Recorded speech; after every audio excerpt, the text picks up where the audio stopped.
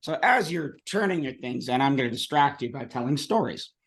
I had some exchanges at the conference that once again kind of made me reevaluate how I'm teaching Sanskrit and come to the conclusion that I think I'm doing it right.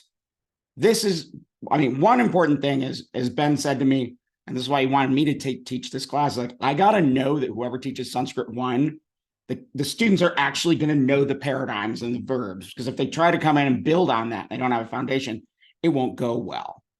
The second thing was seeing my own Sanskrit teacher, Vesna Wallace, who did her PhD with Robert Goldman, and kind of talking about the utility of the grammar and the way it can be used, and also finding that not just her, but lots of other people that have learned on Goldman, the first time they read it with all the weird linguistics and stuff in there, they're like, this doesn't make any sense. But it's like, once you really understand the material, suddenly his English becomes like the most concise descriptions of grammar that are really helpful. And the third was a very concerning conversation I had with a tenured professor who informed me, and he was a South Asianist, so he theoretically, I assume, got through 2 years of Sanskrit at UC Santa Barbara, but he never really learned the Devanagari script. He could never really read it.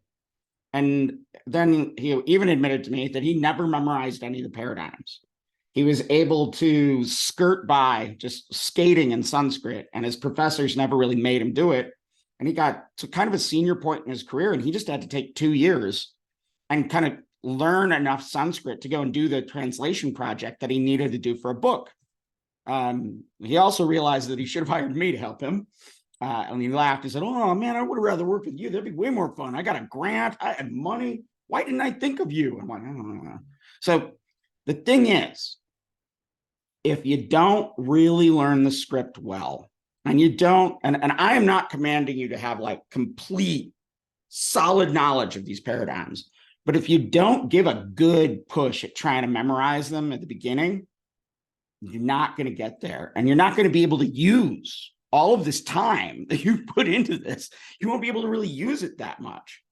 And, you know, the other thing that I've told you before is, if you don't memorize all this stuff, at least get it in your head once solid, then every time you go to read Sanskrit, you have to look up every single word to find out what the word means. And then you have to figure out the endings, which takes a really long time. Once you have them memorized, that goes a lot quicker. And you all saw when you worked in a group together that, you know, 3 heads are going to remember that Ana is instrumental, or Asya is as a genitive really fast. 1 head, each word could take an hour. You got to look everything up and figure it out. So continue working as a group whenever possible. And I promise you, so much of this, what we're doing right now, is essential. It's not busy work. It's really important later, because you're turning your brain into the Sanskrit computer. Slowly and steadily, you are marching toward mastery. This is the first step. And honestly, people say, like, when they have lung cancer, it's the cigarettes that I had when I was a kid or when I was young that really killed me. I feel the same thing with a Sanskrit addiction. It's those early years.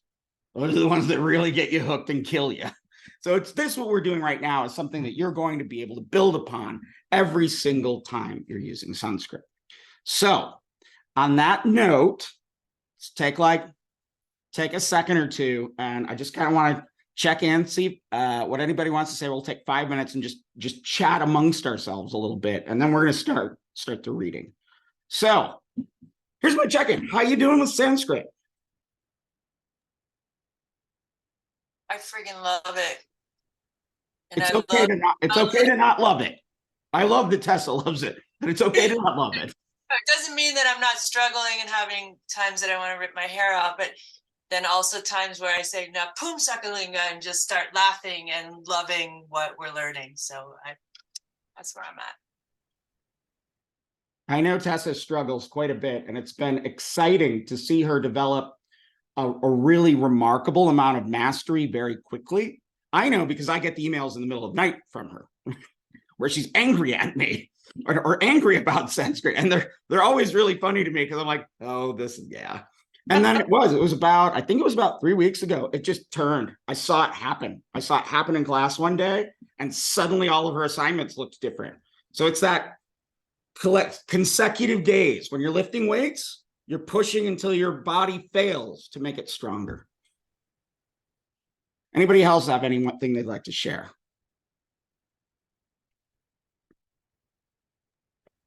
I'm still struggling with the pronunciation. It's just like the words are there on paper and in my fingers, but not out of my mouth. So that's probably has to do quite a bit with learning style. Some people, it comes faster for, in the way that you're talking about, it's on your fingers, it's in your head, it's like graphic, right? So you're probably not as much of an auditory learner. And that's just the nature of things. The difficulty with Sanskrit, though, is, and you're trust me, Tony, your pronunciation will be great as you move forward, but you have to struggle to get there. The thing about Sanskrit is and the reason why I'm making you speak out loud so much, as you're starting to hear it, but the way you speak it, the sounds come together in an elegant way. So the better your pronunciation is, the better your spelling ends up being, and even just your general grammar gets better. Also because your mouth already knows more Sanskrit than it thinks it does. I promise you that. But I hear where you're coming from, and I trust 100% that I'm not going to be talking to you all in 10 years, and you're going to be like my buddy is like, I never really learned Sanskrit. Anybody else? Trials, tribulations, happiness, good thing, bad? I've been on the struggle bus since Sandy, but and Dr. Ulrey brought me back from the edge of oblivion because I was really, really struggling. So I have, it's almost a miracle though, because I can read the script and I never thought I'd be able to, like, it's just happening. And I'm like, oh my God, this is no less than a miracle. But the paradigms, it's just my learning style or something. I can get them in the short-term memory. And it's like when I go back to them, it's like the first time I've ever freaking seen that, you know what I mean? But anyway, it's repetition, and I totally get that. But I just wanted to publicly name my struggles as well. And public struggles are important. That's like I said, when I was taking Sanskrit 1, there was not a single person that did not leave the class crying. My friend, the late Michael Jerryson, swears he did not leave the course crying at any point, but I don't believe him. The other thing that Jared brought up is this really good point about short-term and long-term memory. When it comes to the Sanskrit grammatical paradigms, the first time you memorize it, it's very much short-term memory. It's your working memory. And I know, just like what Jared said, then you go and look back and it's like, I've never looked at that before. Some people shift their short-term to long-term memory quicker than others. Some people, it's just, you have to find where yourself is at. But one of the reasons why I'm making you do these sound videos is because as you're chanting, you screw up little things, right? And I hear you screw up little things. And then I also hear a lot of you are correcting yourselves as you go. Those little screw ups and corrections, that's the stuff that's shifting into your long-term memory. So chanting it in a different order, chanting it just visualizing it while lying in bed, visualizing the words, then like maybe be like wacky and go like, okay, well, dual Kanye, dual Ramo, dual Vane, like get it in your head, like just move them around and stuff. That you'll gather over time, because that's exactly what you're doing when you're reading. So it's, especially when you fuck up, it's really a good sign, because that's your memory kind of getting it all together. Like if you have someone who has like a really good working memory, which is not exactly like a photographic memory, but I've known people that can look at a Sanskrit paradigm, barely know Sanskrit, and they can read it once, twice, 3 times, and they can look up and they can just speak it. But then it never shifts into long-term because they're only ever putting that in their short-term memory. So some of the reasons why I do things that I'm doing is I'm trying to stimulate you kind of getting that greater level of mastery into your long-term memory. Okay, with that note, it is time to read. Can I say one thing? Yes, please.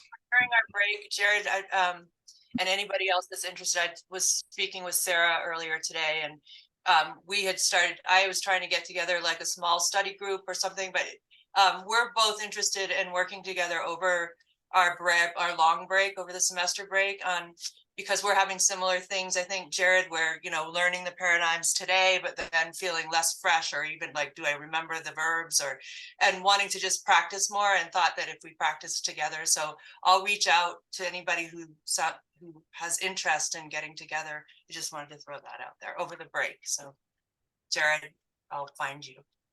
Thank you. That's music to my heart. All right. Reading day is the best day. I cannot get over how much fun it is to read Sanskrit, even to this day. So let's get in here and look at chapter 5. Where is it? I just had it. I popped it up. Right there it is. Okay, so now as we read, I've shown you how I kind of mark all my things up, and I'll give this to you later as well. As we read, as much as possible, I want you to have your notes however you need them. But as we read, I want your eyes focused on the words at hand. So on that, I want you really reading. I don't want you looking at your transliteration. Try to not look at your notes as much as possible. It's really hard. When I was first studying Sanskrit, really had to take intense notes. But the key to me taking intense notes would be I wouldn't be able to be as present in the moment of the class, but I needed those notes to study. So what I would always do is after Sanskrit class, the first thing I would do when I'd go home is I would reread my notes, and then I would try to reread a clean copy and see how far I could get, and then look at my notes. And I would do that a couple of times, like directly after class. So I want you to be going back and reviewing as much as possible. And as I've said before, if you don't know something in class, that's fine. And in this reading exercise, that's absolutely great. I just want you to be prepared enough to take a guess, because we're doing this together. And we're going to start with Tessa doing the first sentence, which I read at the end of class. So you should already have that in your notes. All right. So in the seminar style, and this is the way we always did it at Santa Barbara, and I stand by it, we're going to go one person at a time. Everybody's going to read. You're going to read one sentence. Unlike at Santa Barbara, I will help you. Any point you're like, I don't know what that is, ask me, I will tell you. And then after we've figured it out, the person who's done that, and I think this is essential, will once again read the Devanagari and then provide on the spot their closest, bestest, most polished translation. So because I like to abuse Tessa, she goes first. Payback. Okay. I don't mind Tessa's late night emails one bit. I want to be clear on that. I do, but they're getting fewer and fewer, I think. There are significantly more. I'm very pleased with your progress. All right, read for me. Oh, geez. Dasharata. Dasharata.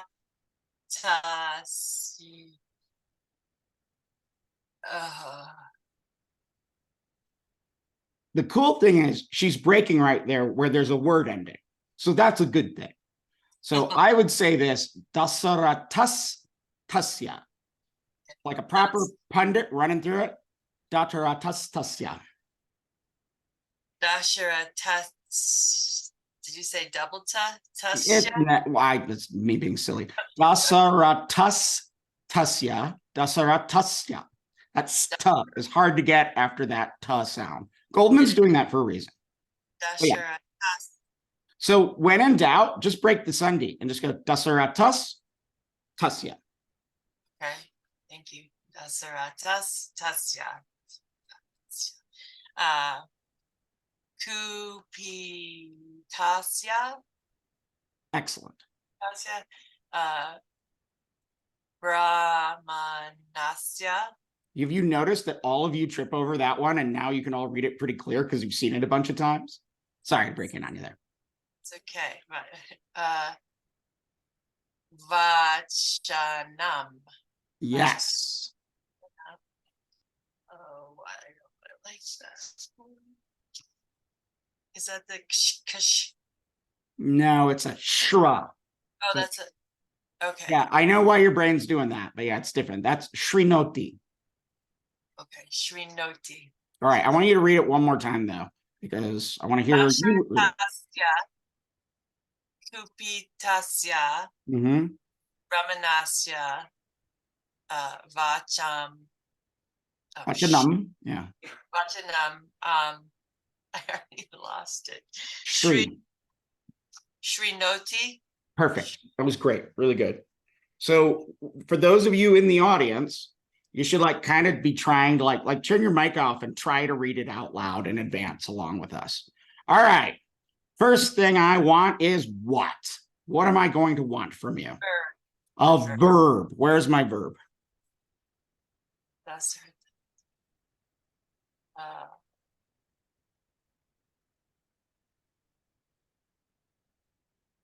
Remember, Sanskrit, especially at this level, is usually subject, object, verb.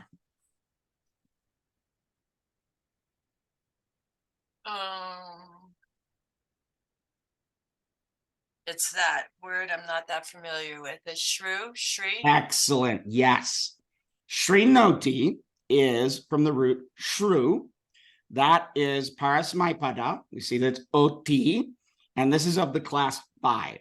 So you don't need to make that note of class 5 parasmaipada, but I want you to kind of have it in your head because you're seeing different instances of it. So is that he, she, or it? Or you? It's the he, she, it. Yeah.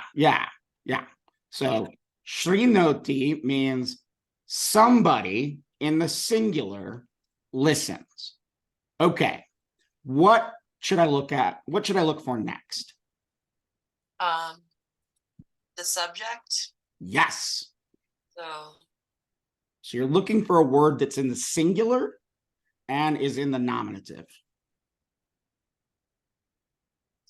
Dasarata. Yes. It's Sunday. So that sa, remember, that's like its natural form. So dasarataha or dasaratas, and that is, and correctly, in the first person nominative. So then you got your little sentence. Dasarata listened. Now, where do we go next? So shrew, yeah, shrew is transitive. It takes an object. So where do you see an object? Yes. Let's see. The Brahmin. Nope. That's in the genitive. Right. So that is the speech of the Brahmin. The speech. Yes. So Yeah. what is the word for speech? Vacham. Vachanam. Vachanam. Which actually means something like abstract speech, but don't worry about that too much. So Dasarata listens to or hears the speech. Now what do? I have 2 more words left.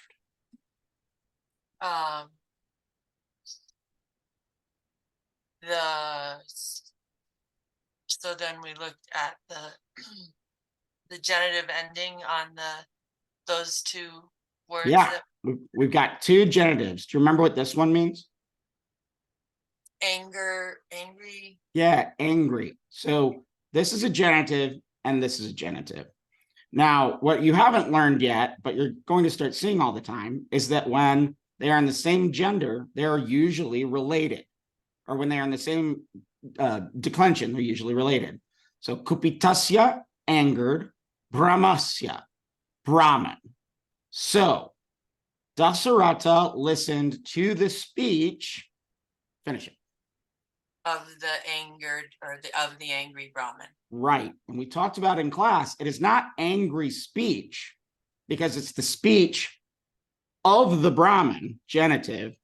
And then you can also think of it this way, because they're in the same declension of the Brahmin who is angry, because that's working as an adjective. Okay. All right, read it one more time and give me a nice fancy translation. Thank you for being the first victim, Tessa. Dasarata, Dasarata, Dasarata. Why can't I say that one? It's hard. Dasharata, break it if it's really too hard. Yeah, Dasya, yeah. There you go. That's good. Dasharatas tasya. Dasaratasya, Kupitasya, Brahmanasya, Vachanam, Mhm. Noti. Perfect. Dasarata listened to the angry, Mhm. the speech of the angry Brahmin. Yeah, and in fact, I forgot to have you do the tasya there. So that on that one, that's demonstrative pronoun, obviously. So of that Brahmin, Dasharatas tasya kupitasya ramanasya vachanam shrinoti. Dasharata listens to the speech of that Brahmin who is angry. And now you're also starting to see how Sanskrit has different word orders than English does.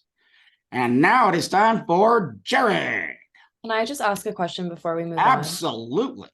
I think you might have just been explaining this, but I still don't really understand why Dasharatha is in the genitive. Perfect. Dasharata is not in the genitive. Dasharata is in the nominative. He's the subject. So that would be Ramaha. First singular masculine. So what you have is words there. So that's dasaratas is one word, and then tasya is the demonstrative pronoun, which we just learned today, which you just quizzed on. But it looks like it's dasaratasya, which would be, but it's dasaratas tasya. So Goldman's tricking you there. He So wants that demonstrative pronoun is not related to Dasharatha. It's actually related to the Brahmin. Okay. Why? You're absolutely correct, but why? Why is it with Dasharatha? Yeah. Why is it corrected? Why is it corrected with, or why is it connected to the angry Brahmin? I don't know. Because of its declension. So genitive, genitive, genitive.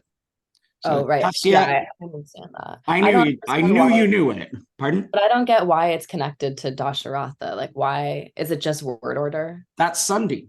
All that is Sandhi. Because it's Dasarat, so it's like Dasarata with a hyphen, but the sa, when it comes in contact with the ta, it becomes just a straight s sound that connects with the tasya. So that's pure Sandhi. So these two words that are Sandhi'd together are not necessarily related in any way. So that's just about word order and Sandhi. Thank And you. that's an excellent question. That is, and that word order could be different, right? That tasya. Yes. Yes. Thanks, that was really helpful. So anytime you have a question like that, roll with it, because everybody else is going to be thinking the same thing. I will almost guarantee it that if you have a question, at least two other people have the same question. And every time we review, you'll learn it more. All right, Jared. I was hoping you forgot you called me. Oh, no. I'm just kidding. Okay, Well, this is a good one. let's see. Kim to Mm-hmm. Kim to Kalena Mm-hmm. Tum Yeah.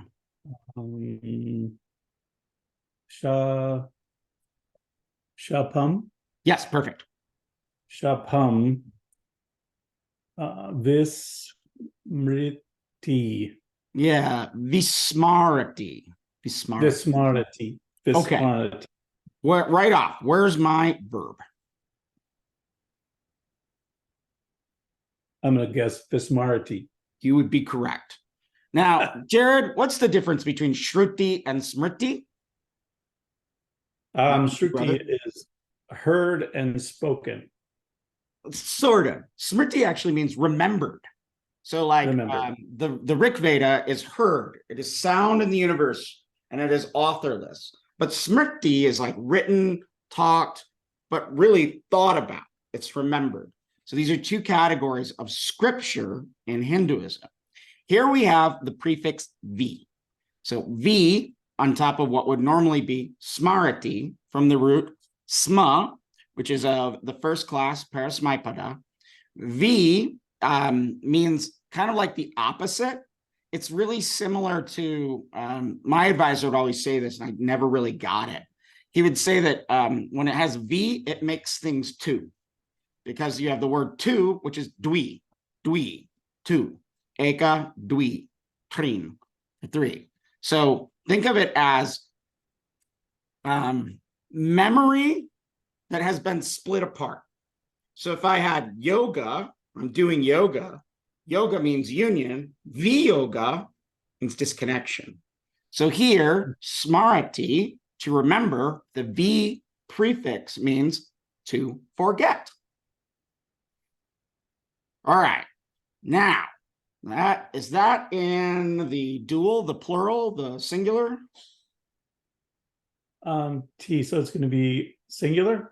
Yes. So Can what I am ask I you a going to? quick question? Sorry. Can I Yeah. ask you a quick question again about the V that you, so you said that when you put V in front of a verb, it makes it split, or it negates it, like vidya and avidya? A little bit of both. It depends on the Okay. context. But like, so the other thing with these prefixes is they add a little nuance to the verb, but sometimes they change the verb altogether in its meaning. Like if I Smriti, then I remember, or if I Smarami, I remember. But if I Vismarami, I forget. I mean, things are different like that. So like, let's say I gachati, or I gachami, but then if I awagachami, it's different.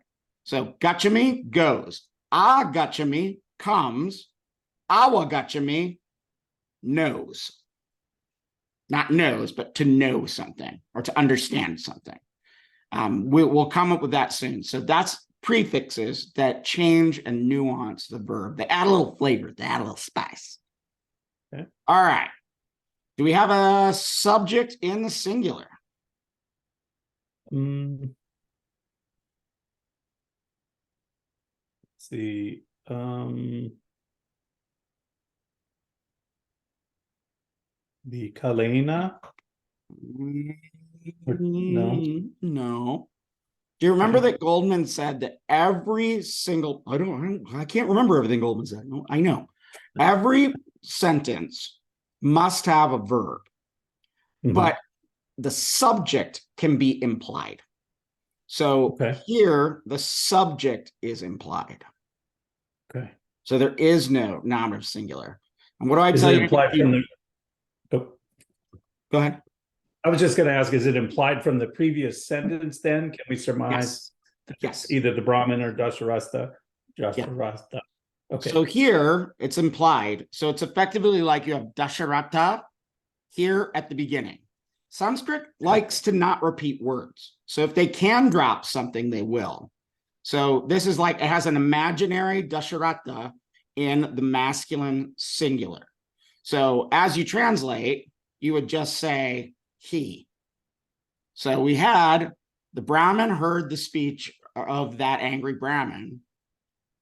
And then we have he forgot, or he forgets, because it's present indicative. So now the first thing I'm going to look for when I have a verb that is transitive is a direct object. And those are usually in the accusative. Do you see an accusative? Let's see. Tom is in the accusative. Excellent. There's another one. and Shopam. Shapam. Did you learn that word yet? Yeah, it's because Sanskritam Shratam Asti. Sanskritam Shapam Asti. Sanskrit is a curse. Shapam means curse. So he, Dasharata, on our little sentence, he forgot curse, and this demonstrative pronoun is like or the or that and this. Here you would say probably that verse. Dasarata forgot that curse. Now, what do we do with these other two words at the front? Let's see, Kim Tu and Kalina. Mhm, mhm, mhm, mhm. Let's see. Kala is time. So does it have something 100%. time? Yeah. My And best what tense is it in? Um, Remember? Kalina, singular, like accusative. No. Close. Singular. Rama, Rama, Rama. Ramam, Rama, Raman. Ramena, Ramabhyam. Rama bihi. Yeah, Kalina. So third Exactly. It's a third third position. instrumental. And this Third. one, if you look it up in Goldman's glossary, calls it an indeclinable. This is what we refer to as a frozen form. So it just kind of means over time, over the course of time. So if it's indeclinable, you can just throw kale na in there everywhere. Now it is an instrumental, but it's been used so often as an instrumental, it's become frozen. So it just becomes like a word with almost its own meaning. I think it's easier to remember it just being instrumental, but we'll get to adverbs in a second.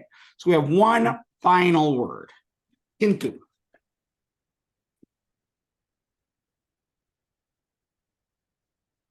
Um,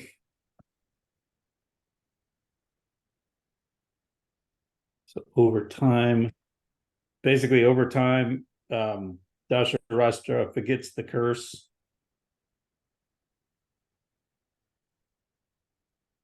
So this kintu is another kind of frozen adjective. So it becomes indeclinable. And it's the interjection but, Oh, like and or for nor but. okay. So remembering our sentence from the last time, Dasharata listens to the speech of the angry Brahmin. What do you think? How's this going to work? And it's going to start, but give me a good But over time he forgets those words, or he yeah. forgets the insult, Or you could even say, but I like how you did but over time. But he forgets that curse over time. You could do it that way. There's some flexibility in it. So now read the Sanskrit again and then give me that beautiful translation.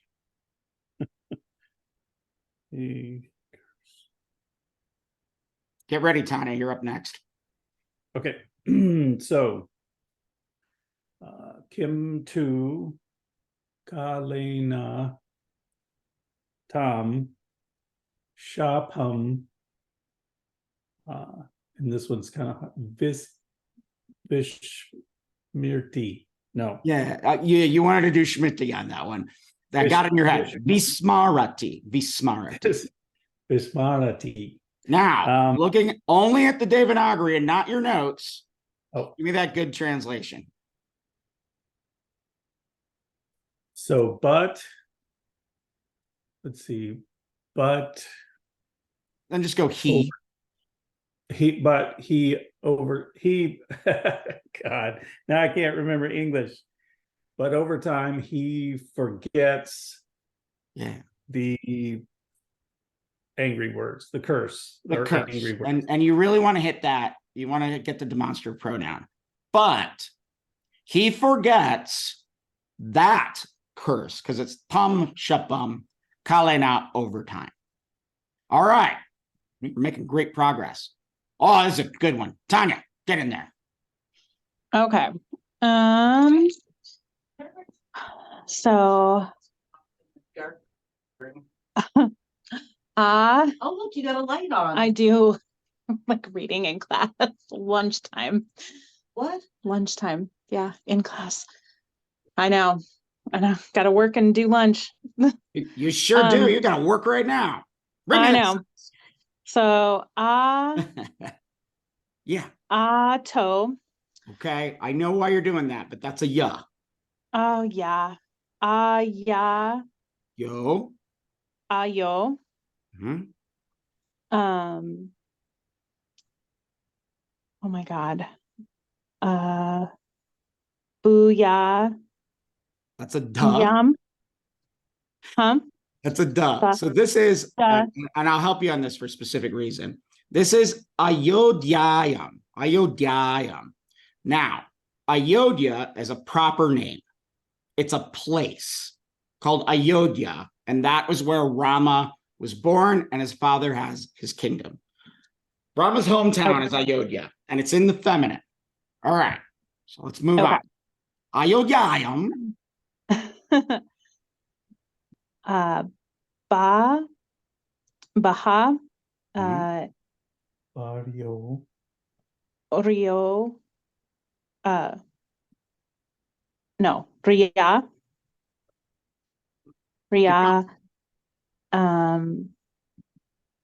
Bia, Yeah, Biam. this is Barya Bihi. Barya Bihi. And Barya means, it Bihi. means, and I'll tell it to you, and then you're going to explain it to me later. It means wife, and it's also in the feminine. So we have Ayodhyayam, Barya Bihi, and what's the rest of it?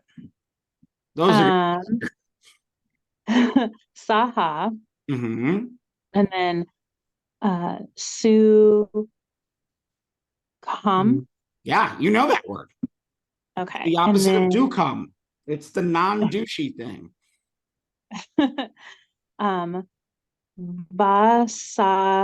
Vasati. Yes. Ra Jiam. Yes. Jiam. Rajyam. You had it perfect. Rajiam. Yes. Ka Ray or Karo T. Yes. Karo T. Yes. Karo T Ja. Cha. That's a cha. So you're reversing your juz and chuz, which makes perfect sense. That happens a lot. And in fact, chuz and juz are actually flipped and reversed in a couple of different spoken Indian languages. So it makes perfect sense that you're doing that. Okay. With this sentence, you're going to use my usual procedure, but I'm going to warn you all right now. Goldman's most concerned with these three first words, but we're not going to be. What are we going to be concerned with? The verbs. Verbs, exactly. Where are my verbs? Well, there's two of them. There are indeed. I'm so happy to hear you say that. The vasati. Mm-hmm. I've had that one And then before. And then the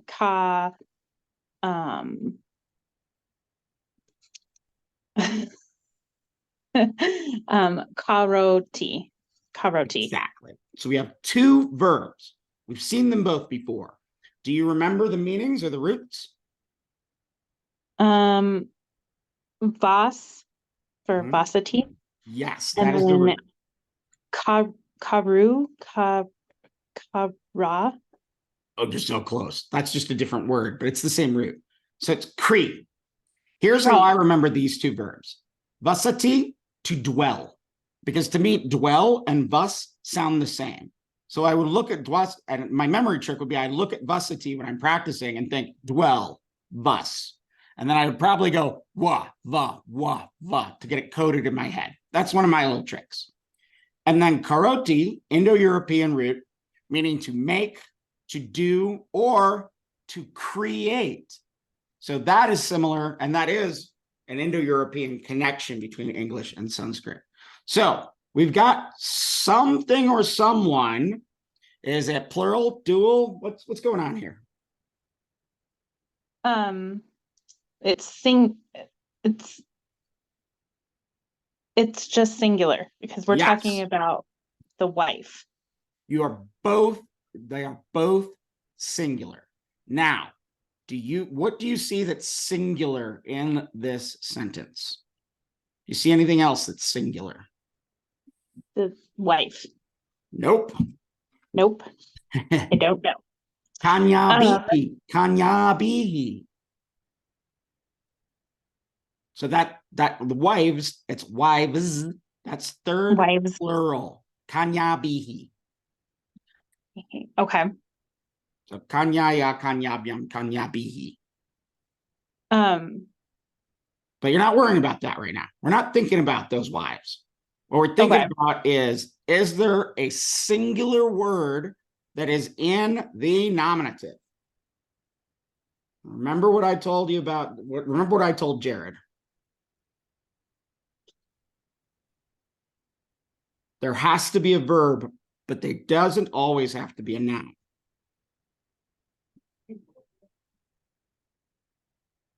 Hmm. Like an implied. Yes, it's implied and it's carrying over from our last sentence. So the We don't king. have, and there's nothing in here that's nominative singular. So we're going to go back to our most recent nominative singular, which is back at Dasaratas. So in your head, you go, he did, and he lived. Now, do you see some accusatives? Um.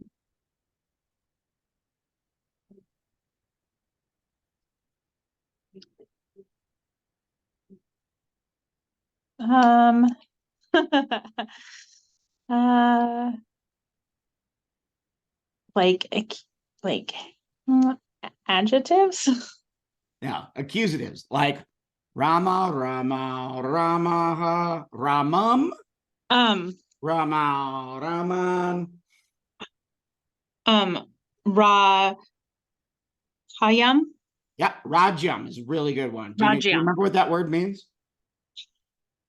No. Mm-mm. It's Raj means king. And Okay. so if it's just Like- Raj or Rajan, it's just king, but it's a little bit longer. So that means kingdom or sovereignty, and it's something he does.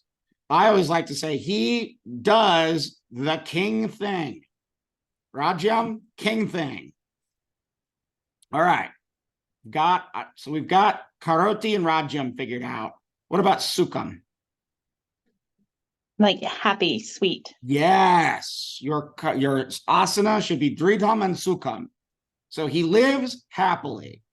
And as we get that cha back there, and he does the king thing. Now we move forward and do this front part. I told you that Ayodhya is feminine and in the it's a feminine place name. So what is the declension? What number is it? Devin, you're up next. It's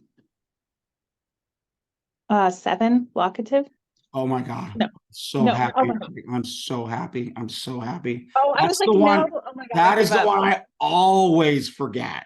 Always. Yeah, that's absolutely feminine, locative, singular. It's so long that you think for sure it's got to be plural, but it's feminine, singular. So, and if it's in, so in the city of Ayodhya. Now we have 2 more words.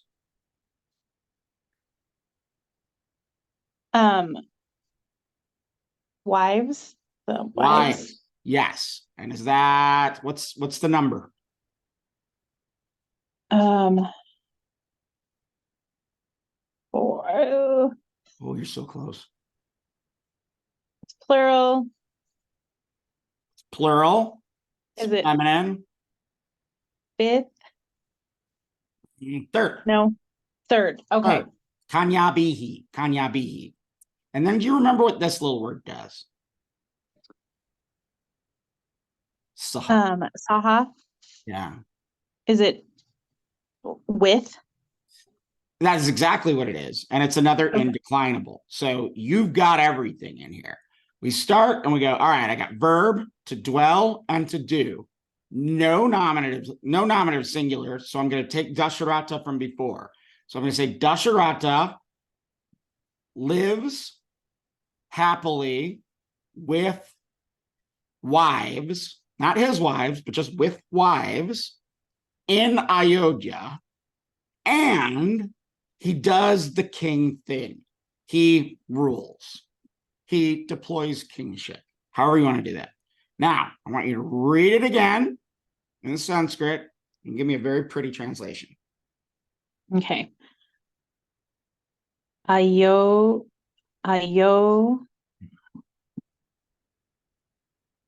Yam. Yes. The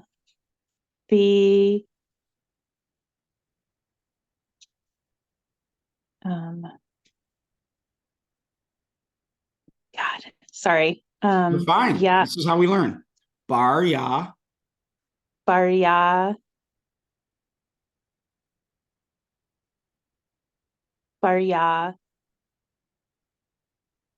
Biham. Bar ya bihi. Bar ya bihi. Barya Bihi. Yeah. And now read the rest. Those are easy ones. You got those in the bag. Saha. Sukam. Mm-hmm. Dasati. Vasati. Vasati. I don't know why I said that. Doesn't matter. Vasati. Ra Cham. Yes. Perfect. Ka Kato Karote. Create karoti. Karoti. And then Cha. okay. What's it mean? Okay. The king Yeah. lives in Ayodhya Mm-hmm. with wives happily and ruling, just ruling Yeah, happily. and he rules, and he does And he the rules. ruling thing. So perfect. So you go, and I like how you moved around that locative. You can put that anywhere in here.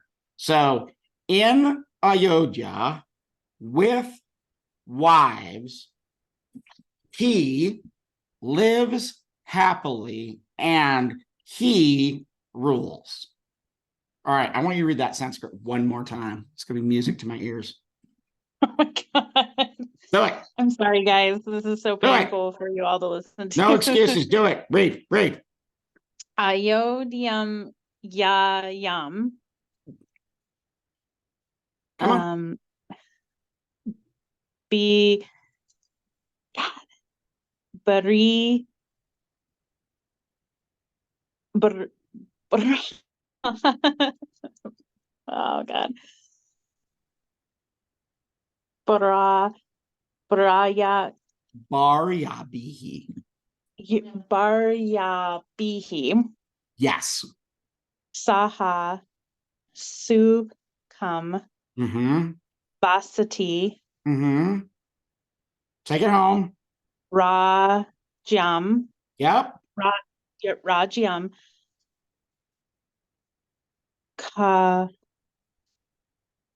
Karoti.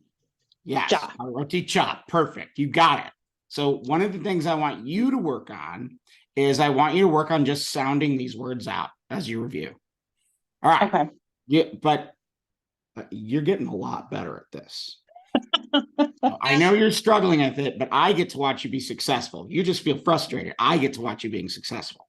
All right, Devin. Can I ask you a question quickly about that sentence before? 100%. Okay. So when I was trying to translate this, I wrote, he makes his kingdom in Ayodhya where he dwells happily with wives. Yep, that works. It does. So Yep. it doesn't have to be he rules. It could be kingdom. Yep. Yeah, right. he makes his kingdom works fine. Yeah. Rajyam means something like sovereignty or kingdom or something like that. It's a word that comes up a lot, that there's not a perfect English translation, but it's a phrase you hear all the time. You know, and I would just say he rules. He's doing the Rajyam thing. Okay. All right. Devin, you got 3 words. Okay. Sukitasya Mm-hmm. Nripasyayakam Excellent. Dukam. Right. Excellent reading. All right. Where's my verb?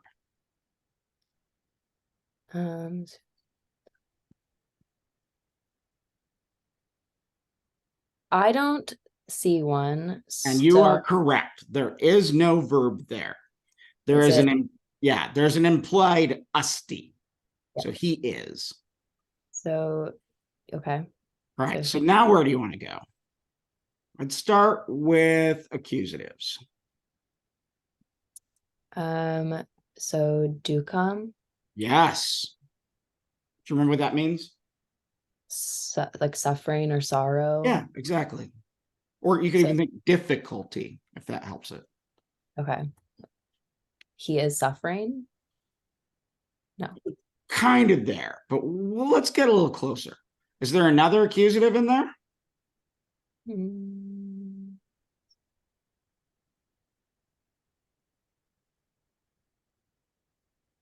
Well, I think that it's Nripa plus or with Akam. Yes, right. It's Nripasya plus Akam. So then you put the Akam, which is also in the accusative, together with the other one. So there is one pain. There is one suffering thing. There is one unpleasant thing. Now, Okay. what are we going to do with these other two words? Sukitasya and Nripasya. Nripasya is of the king. Exactly. It's the genitive. 100%. And then Suki Tasya, I think Tasya is again that demonstrative pronoun. Oh, I wish it was, but it's not. That's actually a whole word. Okay, well, Sukita. Sya. Suki Ta is like happiness. Yeah. And it's in the genitive, right? Yeah. So, So again, Sukitasya Nripasya Ekam Dukam. So one there's suffer. one sorrow. There is one sorrow of the king's happiness. That doesn't really. I can deal with that. That's not, that's close. So there is one suffering for the king who is happy. Okay. So you would say you could even say one suffering exists for the unhappy or for the happy king. So he has one suffering. And what is that thing going to be? What is that thing that is causing him suffering? Atlas is going to tell us. All right. Where are we? Right here. Tasya. Yeah. Tasya Putra. Don't read it. Pardon? Yeah. So Tasya Putro and then Nastiti Yeah, yeah. and so the verb is asti Yes. there, which is from the root form us, to be. It's a third person singular. Na is an indefinite or indeclinable like negative particle, I think. Yeah, yes, exactly. That's exactly what it is. An indeclinable negative particle. And then the et being an end quote Yeah. there. The nominative here is putraha, which has been sandiized to putro, which is masculine singular nominative. Okay, for so everybody the- sees that. It's putras or putraha, but with the sandhi, it becomes putro because na is a nasal, which is voiced. And then tasya is demonstrative singular masculine or neuter. In this case, likely masculine, I think, because we're still talking about the Brahman. And so yeah, singular genitive. And so like how would you say translate that smoothly? Like Start with, maybe their son isn't here. okay. So putra is son, and we have na asti. There is no, and then Yeah. of him. And who is the Right. him? That's what The we've Brahman. been talking about all along, right? So how do you put that together? So I thought that what I just said worked for that. I just want you to say it again. like their son meaning like genitive of the Yeah, Brahmin. oh, There okay. Sorry, I was hearing their plural. not there. Okay. Yes, yeah. His son does not exist.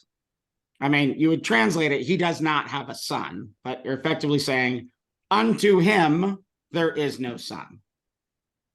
It is said he has no son? There's no said word here. So what I'm going to do is I'm actually going to have Atlas take this next sentence and we're going to talk about how they come together and what that ET is doing. It'll only make sense after we read that next sentence. So Atlas, take it away. Tato through Karoti. Okay.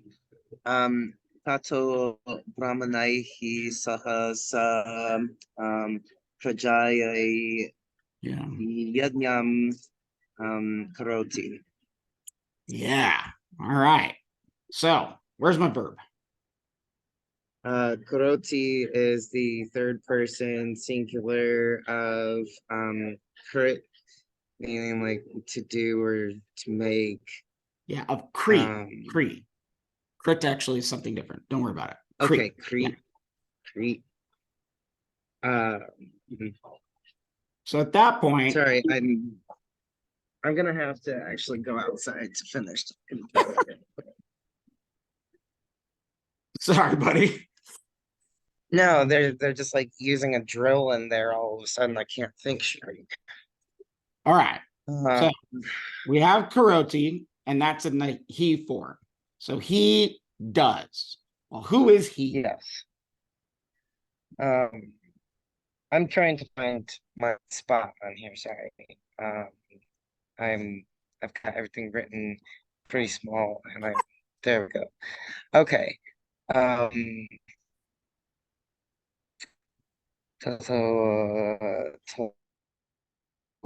Brahmanaihi Saha with the Brahmins and then he the offspring to the gods. So would that be no, that wouldn't be that. Never mind. Well, there's a demonstrative pronoun in here. I don't. Or Okay. no, Yeah, I'm I sorry, might it's have not got one there. demonstrative. It's a personal pronoun. Sorry. Okay. that's- Yeah, I've got that's- he Yeah. in there. So that's sa. And we remember that the instrumental or the Visarga drops on sa when it's in a sentence like this. And it's just particular Yeah. with sa. So he does. Well, what is he going to do?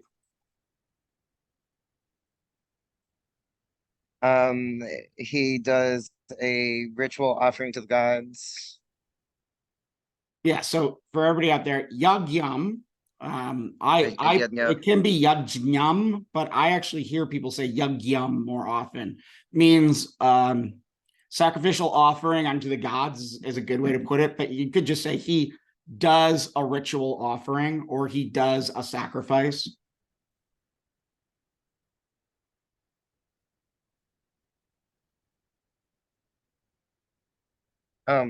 Okay, so yeah, he makes a sacrificial offering to the gods with the Brahmins Yeah.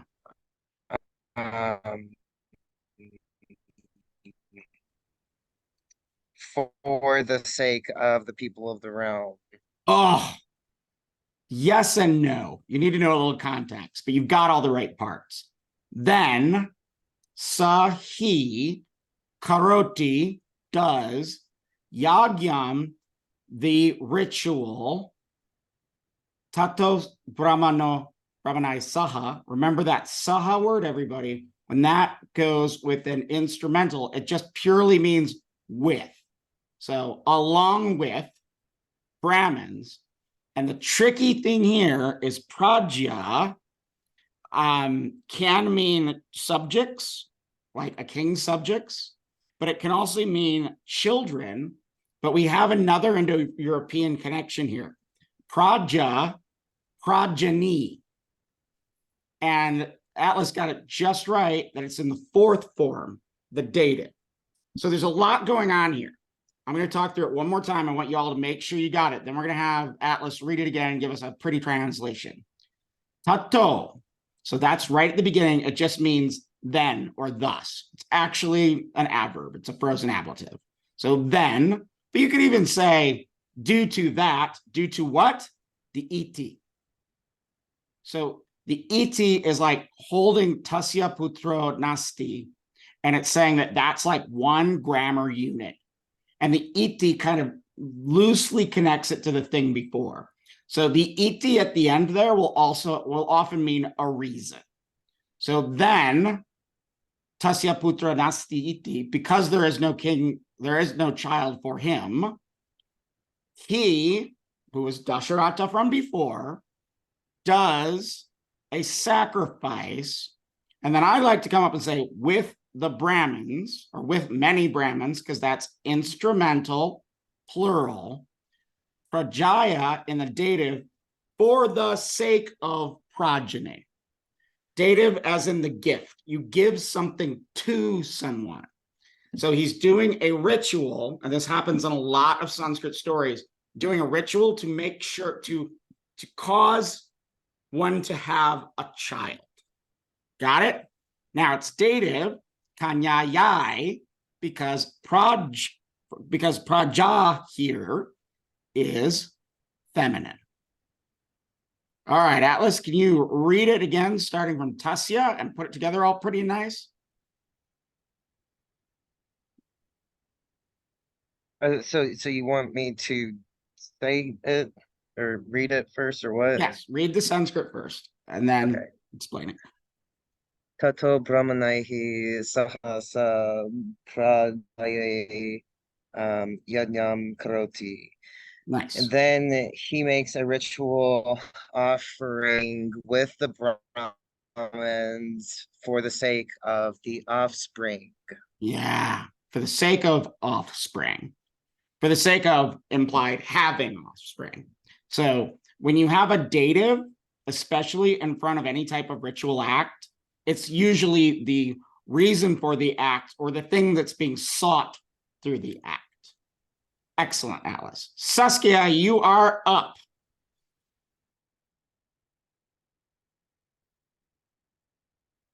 Where are we?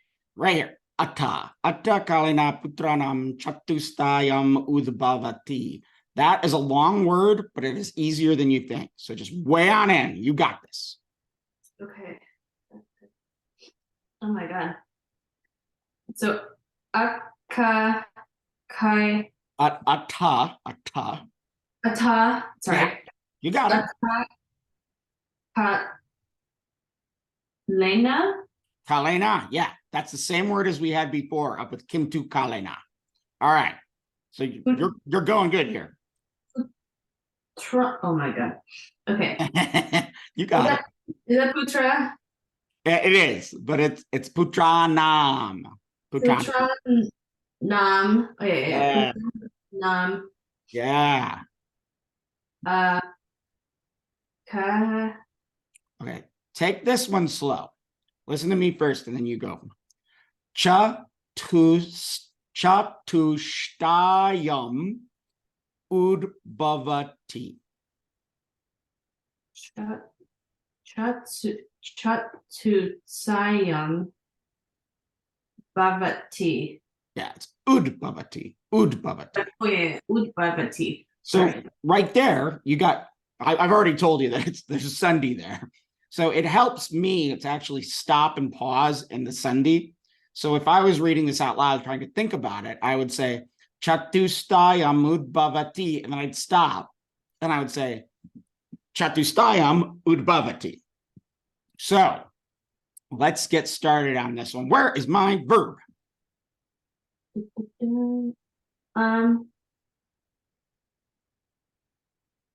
Is it? I'm trying to think. Remember, the verbs are usually at the end. Right. So I'm thinking like the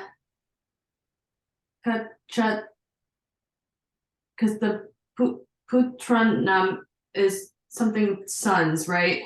Yes. So We're looking for our verb. It's going to be over in here. where's your thingy? Oh yeah, so it's in maybe the Mudravati.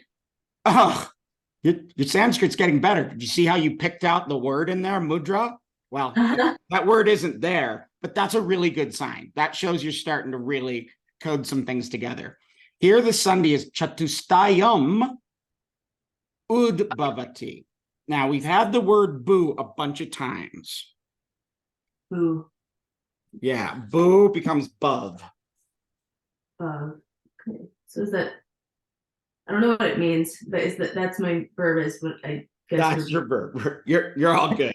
So that's ud and boo together. Those are class 1 parasmaipada verb. And it means, is it he, she, it? Is it you? Is it plural? Him. It. I mean him. Yeah. He. Yeah, it's like bhavati. You got it. So ud bhavati. And this means to be born or to come into being. So boo, to become, to be, to exist, and ud, which has a sense of in a direction. And this one specifically means to be born. Now, what are we doing with the rest of these? Sons to be born. Yeah. Well, let's take a look a little closer. Right. Udbhavati. And then I have Chatustayam. Chatustayam. That is like chatur, which means 4. And I will tell you, this is neuter. And I keep looking at the book to make sure that like he's got it all right there. But yeah, so that is neuter, and it means 4, or a foursome, or a set of 4. Chatustayam can also mean 4-fold. So what do we know that's happening in our little sentence? A 4-fold something is born. I'm guessing it's like a set of 4 sons are born. Yeah, we've got the translation from the meaning, but now we need to look at what is the number of putranam. Putranam? Yeah. Well, then it's probably plural. So instead of son, it's sons. Perfect, but it's genitive. It's the 6th form, but you're damn right. It's plural. And then kalena we've had before. Do you remember what it meant in this sentence? Kimtu, but kalena, over time, tam shapam vismarati, he forgot the curse. So here we have kalena again. Oh, so in time, 4 sons are born. Yeah. Therefore, well, ata, or maybe even and, or after a while, or something like that. Then, after some time, or in time, after good time, Chatustayam, neuter nominative, a 4-fold group, Udbhavati is born, and what's it a group of? Sons. Sons. So Okay, you got it. Now, read me that Sanskrit, and give me a nice, pretty translation. Oh, So you got this. okay. So ata kalena putranam, and then it's cut. Oh yeah, chat suryan I totally know why your brain's doing that. Chatustayam. Chatsun Sanyam Chatustayam. Satutstayam, There you go. You got it. and then wait, it's Shtayam, and then but it's is it mu? Because it's got the little U thing underneath. It's It is. mu. So Chatustayam puts it in the neuter ending, like vanam. So Chatustayam udbhavati. Udbhavati, right? Because then it's separated. Yeah. Yeah. Okay. Udbhavati, and then sorry. Do you want me to read that again? If you would like to, go for it. Feels fair because I kept interrupting myself. Okay. Atta kalena putranam chatsu suryam. I'll accept that at this point. Chatustayam udbhavati. Because what I'm hearing is every time you're pronouncing that, you're tripping over parts which are actually good, and you're trying to push them into words you already know. That's great. That's a great sign of learning. But so this is chatushtayam udbhavati. Chatustayam udbhavati. There, you had it just right that time. Oh, jeez. All right, make it pretty. In time, 4 sons were born to him. Yeah, we don't have a to him in there. You could, I guess, imply that, but I would go then over time for a set of 4 who are sons, a set of 4 sons are Were born. born. Okay, so in time, a set of 4 sons were Yeah, born. that's the kalena, is in time or over time or after some time. But here, the important thing is this is udbhavati, which is singular, because the 4-fold set, chatustayam, that is what is in the what do you call it? The nominative or the accusative in this tense. So who were born? A 4-fold set of sons. Yeah, so it's not they don't actually have chatuputranam, which would be what you would usually see in Sanskrit. They would say he had born to him 4 sons. So atta, then kalena, over time, putranam chatustayam, you need to have those together to make sense of it. The set of 4 sons, udbhavati, arises. Because it's not udbhavanti, right? It's singular here. It's udbhavati, not bhavanti. Translating, instead of saying arises, you'd think it'd be better to say born, right? Because then it makes Yeah. sense. Yeah, If you say rises, you might think they rise like arose out of the graveyard or something. Yeah, udbhavati, originate, arise, to come forth. That can do a lot of different things. But yeah, I like what you're doing there. All right.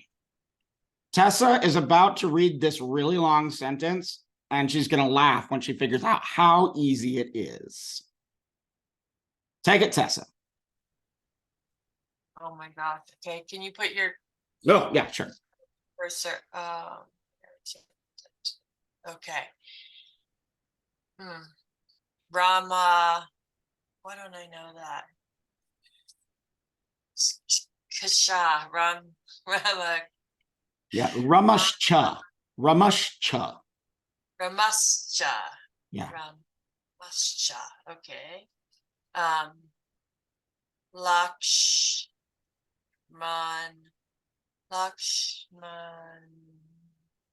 Naksha. Lakshman, this is the same thing. Lakshmanas or Lakshmanashcha. Ramashcha, Lakshmanashcha. It's kind of fun to say. Ramascha Lakshmanash. I can't say it. Yeah. Then what? Is that a B-Ra?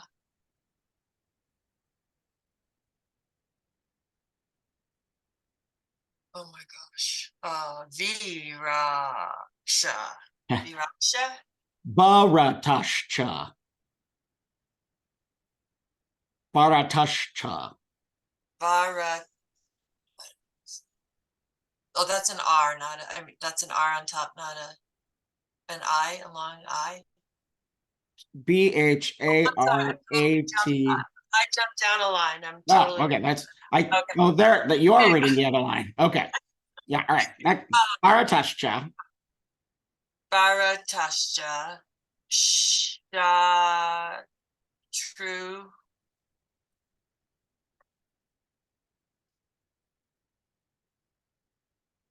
Okay.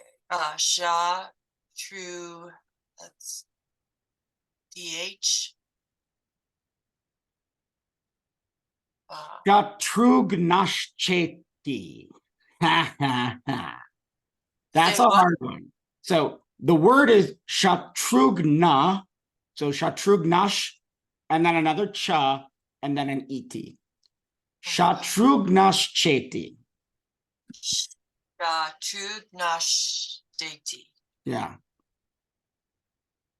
Putranyam. Putranya. Putranam. Putranam. Trana. Nama Doyani. I don't know. Namadeyani. So Namadeyani. this is such a tongue twister, but I bet Jared has already translated in his head. Jared, why should this be a happy, easy one? You're still on the hook, Tessa. It's a list of names. Exactly. And who's it the list of names of? Rama, Lakshman, Bharata, and can't remember the fourth. Shatrugna. Shatrugna. So, what are we learning here? First, we're seeing that these are all nominatives that come before, that are in the first class. So they are nominative, first class, singular. They're names, which are often some of the things that will trip you up in Sanskrit. And then our Sandhi connects to cha. So you have Ramash cha, so Rama and Lakshmana cha and Lakshmana, Bharatash cha and Bharata, Shatrugna and cha, and there's an iti.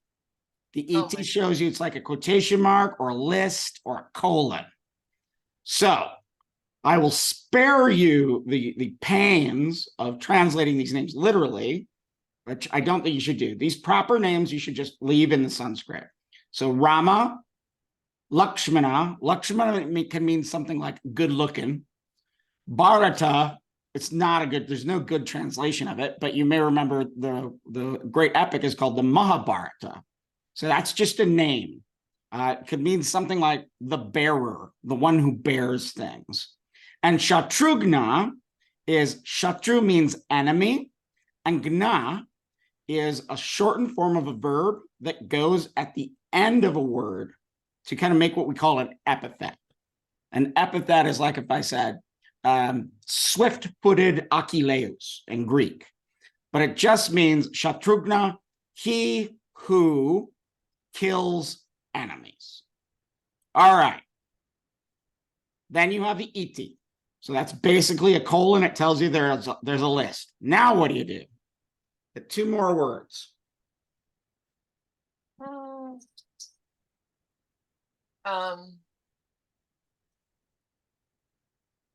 So the Putranam. Mm-hmm.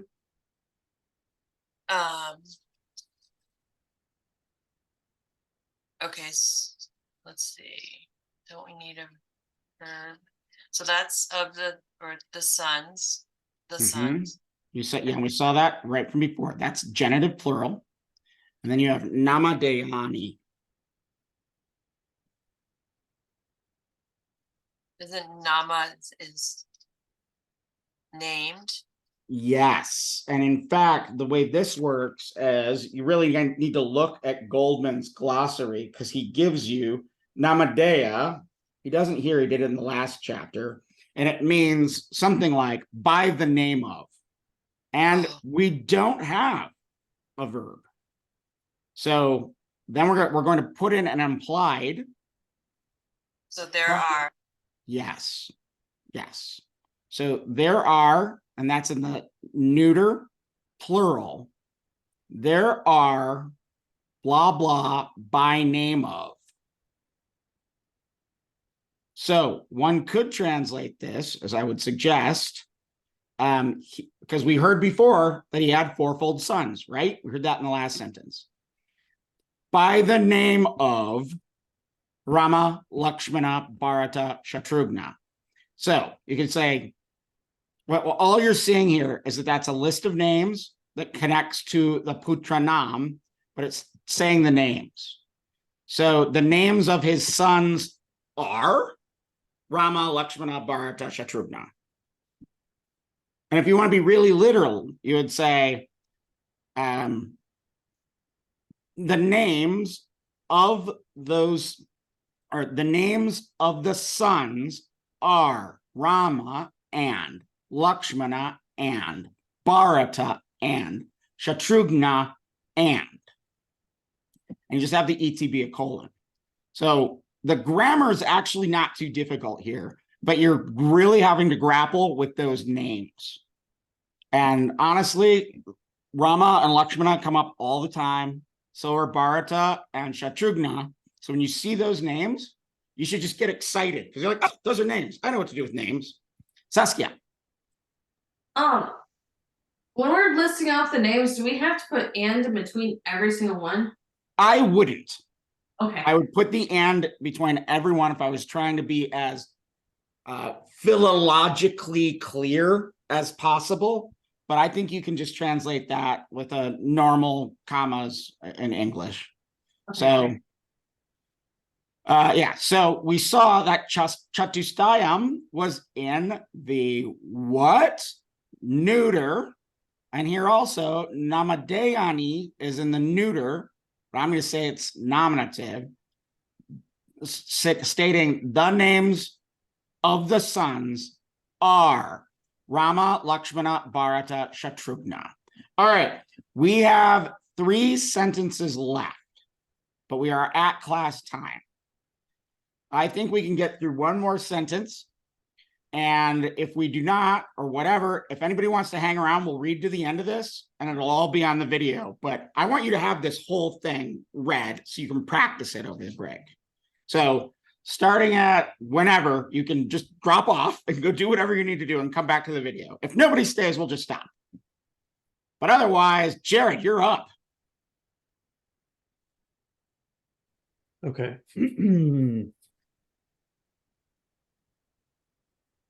So we're outside of the bandwidth of the ones I did before class.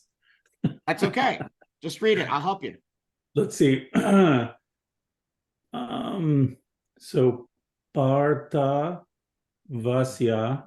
Yeah. Partivasya. Parthivasya Yeah. Putroho Putraha.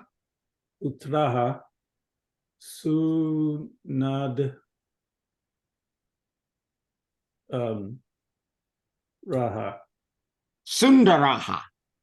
Sundaraha Yeah. Shanti I know you want a Shanti, but it's Shanta. Shantaha Shanta Yeah. Shanta Yeah. Yeah. Shanta Vilash. We just had that one.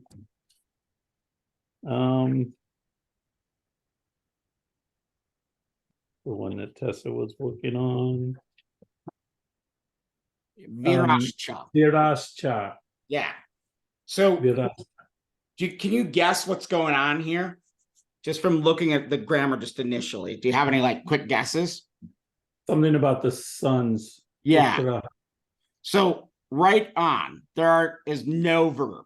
We see no verb yet again. However, we had that list before. Sanskrit loves lists. So if it can have another list after a list, it is very happy. So this first word, partivasya, is in the what number? Let's see.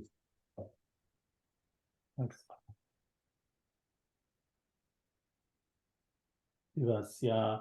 I'm going to say Pratama first, nominative. Ramasya. Not so much. Ramasya. Remember Ramasya? Amas. Or our old friend Tasya?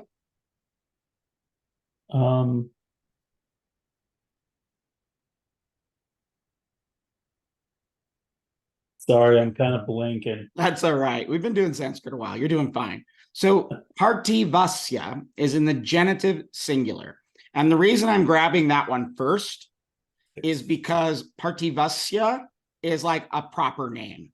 So of the clan of Parthiva, and that would be of Dasharatha. So after that, we notice that all of our other words are in what number? Putraha, singular. 100%. So here, actually, we're not going to do the Prithu thing. Partiva means king, but you have Ramaha, Ramaha, Shantaha, Viraha. So do you still want to say that that's singular? No, it's plural because it's talking about all four sons. Viraha is like heroic or Exactly. Viraya. So we have some great words here. Putra means son. We've seen that. Vira, heroic. So Mhm. we can start guessing, say, oh, the sons of Partiva are heroic.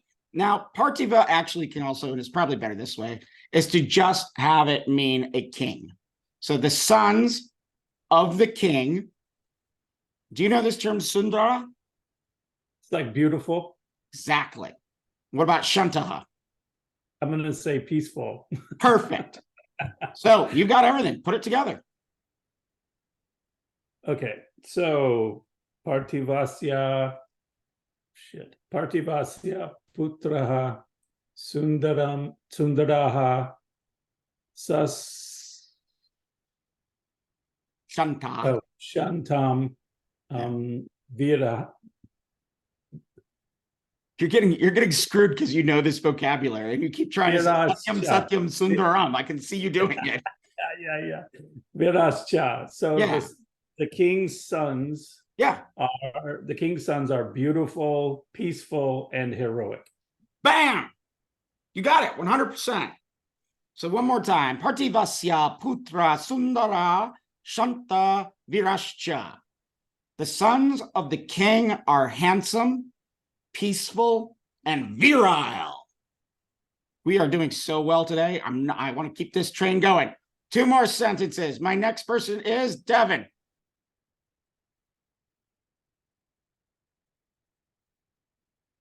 Okay.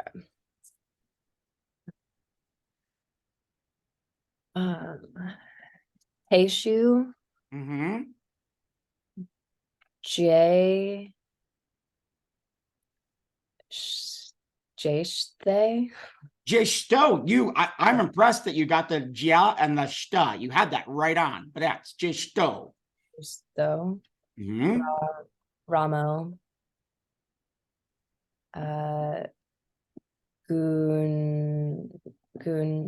Gunaihi, Exactly.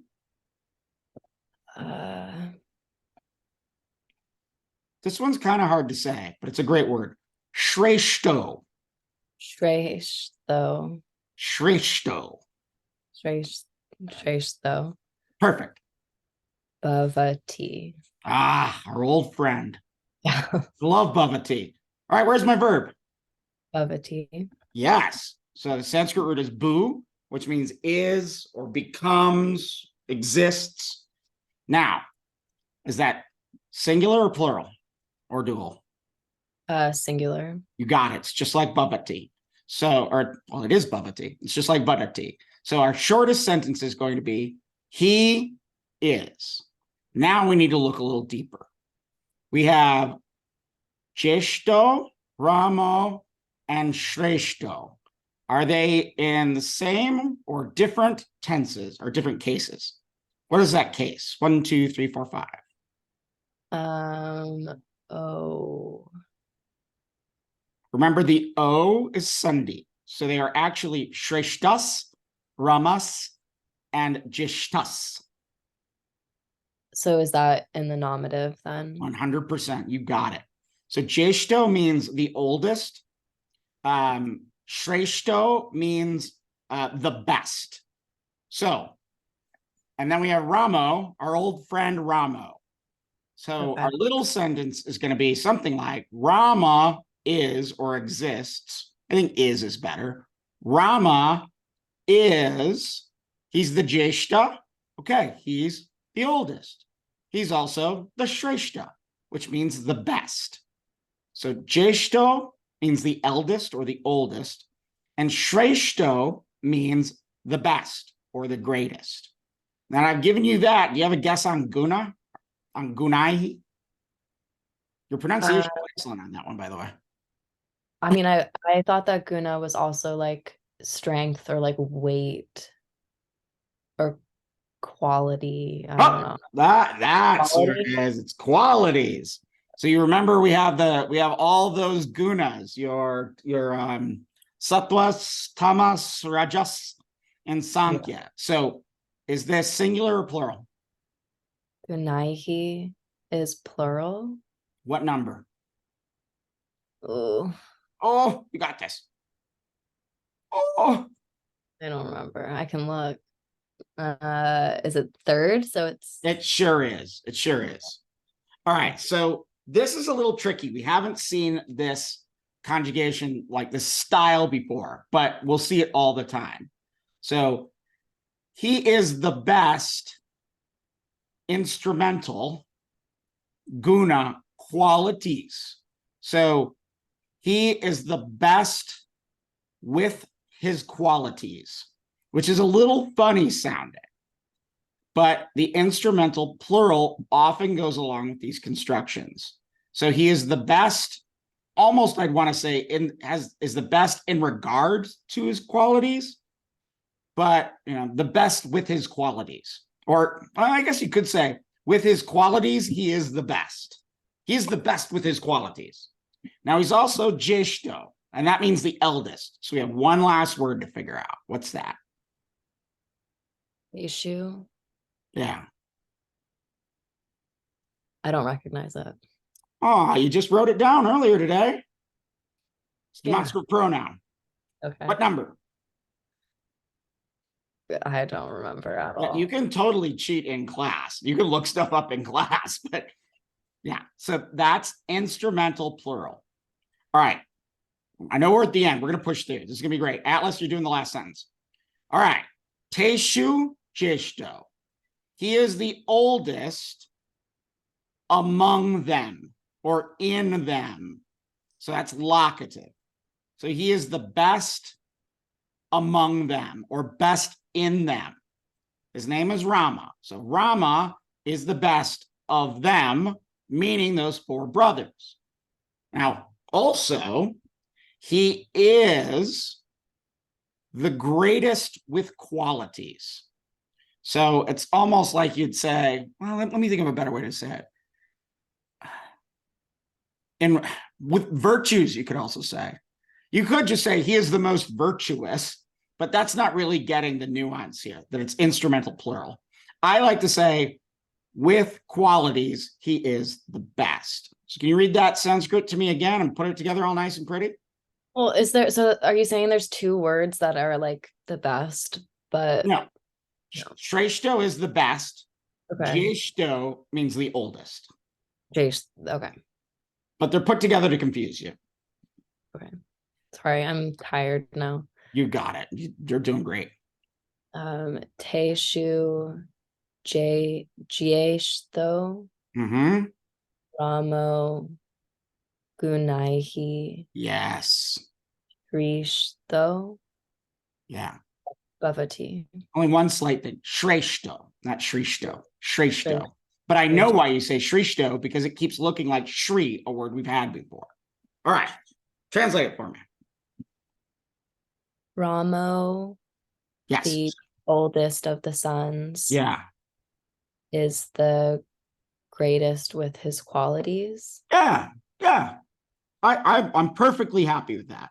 That's a good way to put it. All right. Does everybody have that? So we're going to learn about this type of construction a little later in the class. But what you really just need to realize is there's one subject, that's Rama, but there's two different, what we call clauses or syntactic units.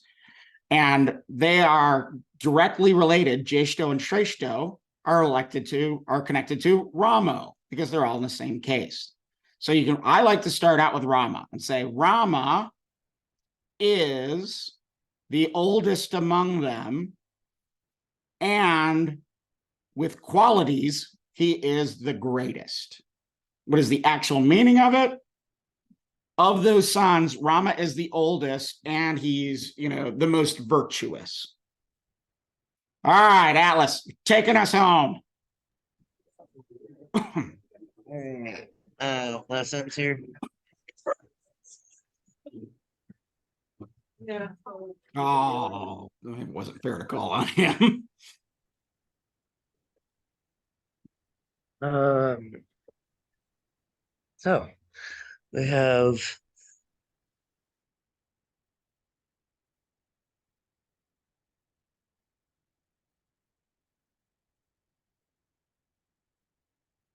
It looks like we might have lost Atlas.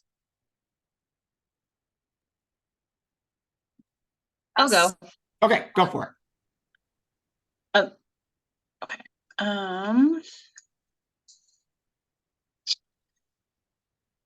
Tasmai Rutata Tasman Naripo. Tasmanaripo. Yeah, there you go. Good. Ra May. Yep.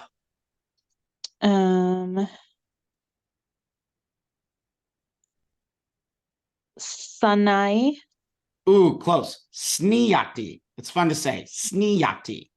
Sneeyati. Sneeyati. Yeah, Sneeyati. got it. V Sha Shay. V Shay Sha Ham. Shataha. Shataha. Yeah. All right. Where's my verb? The Shari. It's sneeyati. And sneeyati is in the fourth. It's a fourth guna. It means to have affection for or to love. So someone who is Okay. dear to me, I could say my partner is snigdha. She's dear to me, but the root is sneak. So somebody, is that going to be singular or plural or what? Singular. Yes, you're right. Now, we know somebody's going to sneeyati, and that person's going to be singular. Where do you see a singular? A singular is Singular noun. going to be the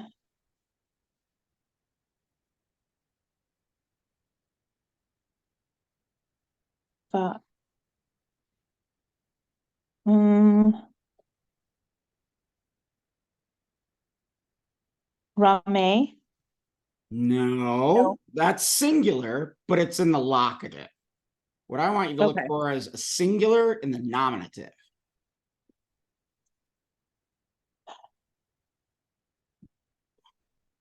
The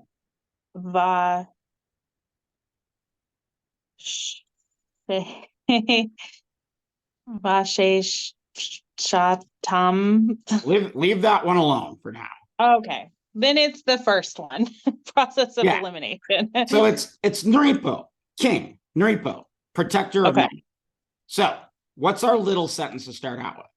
The king, sneha, and then objects of affection in Sanskrit take the locative.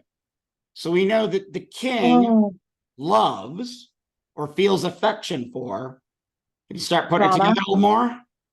Okay, so the king loves Rama, Yeah.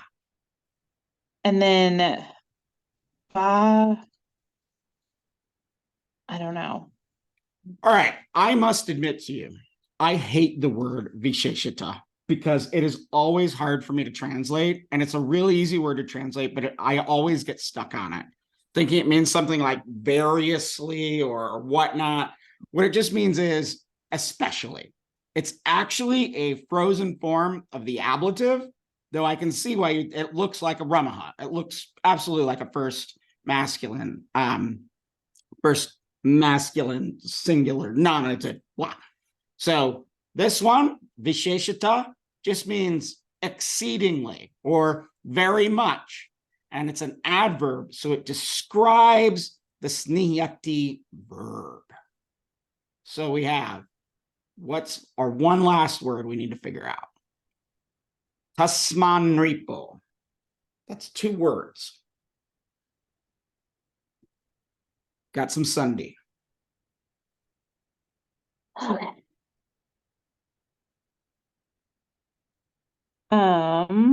This is another word that you wrote out earlier today.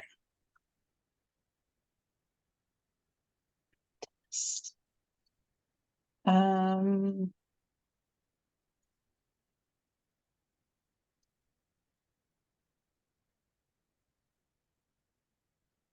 um, is it neuter? It could be neuter or masculine. It's a demonstrative pronoun. Okay, so they, Kind of. no, Okay. huh? So you're right that it's a demonstrative pronoun, but it's tasmat nripo. So ta, when it encounters a na, becomes another na. That's our Sunday. So it's tasmat nripo becomes tasman nripo. Okay, So that's quick review. Tasman nripo is a demonstrative pronoun and the ablative. When it comes at the beginning of a sentence like this, it could mean just like therefore or due to that reason. Literally, it says from that. From that, Nripo, the king, who's the king? Dasharat is the king. Sniyati, he has great affection, or he has affection. Visheshata, incredible, or big, or grand, or exceeding. To Rama, or for Rama, it's in the locative because it is a verb of affection. Now read it again and give me a pretty translation, and we will be out of here. okay. Tasman Tasman. Naripo, Yeah, Tasman Repo. Tasman Repo, Perfect. Rame, Yep. Nasai, That's a hard one to get your mouth Ah, around. la, la, la. Sniyati. Sniyati. Sneati, There you go. um, V Sheshatam, Visheshataha. Boy, I love a good slap happy Sanskrit student. That's nice. I'm loving it. Now, give me the good translation. So because of this, Yeah. the king loves Rama the most, Yeah, it's not really the most, it's like a or lot. like a lot. Because of Yeah. this, the king loves Rama a lot. And what's really funny is like Jeshto and Shreshto are kind of very similar to this word Visheshtaha. And for a couple of reasons that we're not going to get into right now. So therefore, and remember, our sentence before was Rama is the oldest of them, and with qualities, he is the greatest.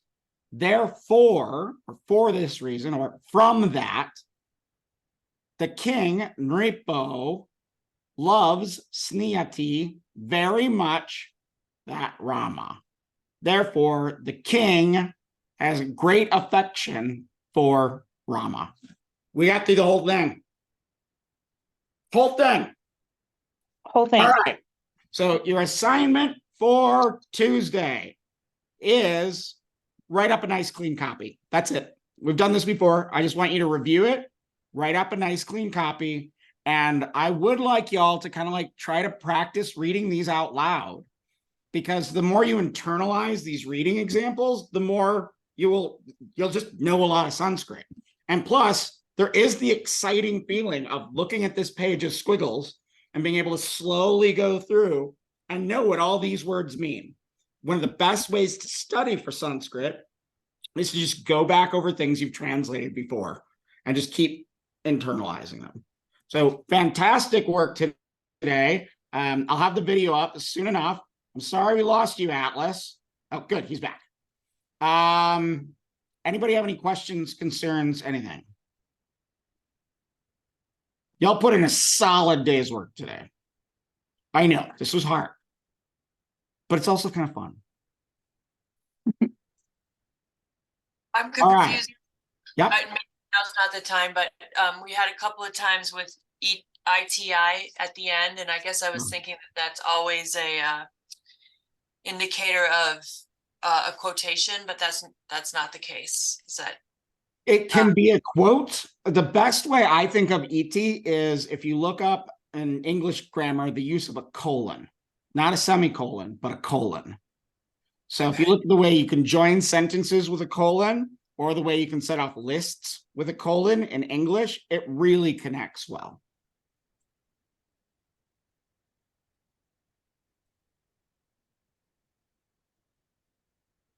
I'll go over it with a freshly rested head and then Yeah. more questions and Now I'm going to meet with Sarah because her whole family's sick right now. I shouldn't have said that a lot.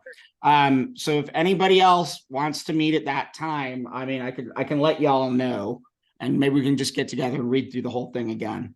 And it's just the more repetition you get, the better. The more you look at these and are just reading and internalizing, just the better you're gonna have it. So great work today. I'm really happy. We're going to start on chapter 6. So start reading chapter 6, thinking about the examples.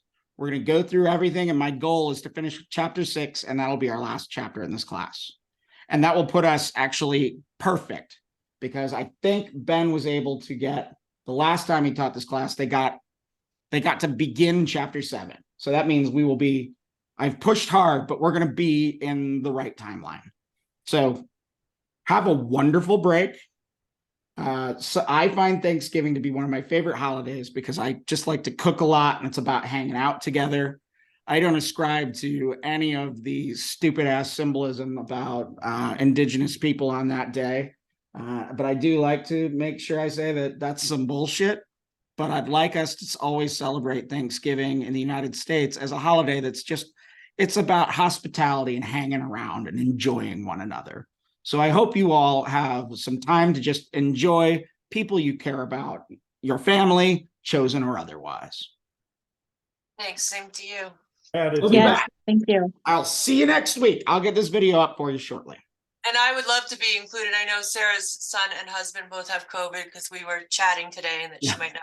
So if she's open to it, when you get together to read with her, she and I are trying to get a study group together, and I'd love to be part of that if possible. Yeah, I mean, the other thing could be you two could chat with each other and pick a time and then suggest it to me. And if it works with my schedule, I'll work around your schedule. Well, we had started, I had initiated with people to see if Sundays would work, and I know that was good for Sarah, other than the first Sunday, which was, I think, Yeah. last week. I don't know if that's good for you, but that is a day that we both said before might work, so we'll keep you posted. And Okay, thank let me know what again. you come up with. Yes, I sent you my contact info Yes, also. Jared, I Thank had you. that, and Thank you. Jared, yes, I wrote it down in 2 places, so I won't lose track of it, and I will definitely be in touch Thank with you. you as well, knowing that And Dr. Old, we upload our videos tonight? Yeah, that's fine. Okay, thank you Yeah. so much. If you need to take a little extra time, that's fine. The exercise in and of itself of making that video is really important. Okay, Is it okay if I get sleep tonight and do it in the morning for you when I will accept that. That's Okay. fine. Perfect. thank you. So much. Thank you for giving us a little extra time. Yeah. Have an awesome Well, break. Yeah. I will do my best. You all take care. See you next year. Thank Yeah. you. Thanks, Oh, everybody. thank you. Bye. Okay. It's awesome. All right. How do I end this damn thing?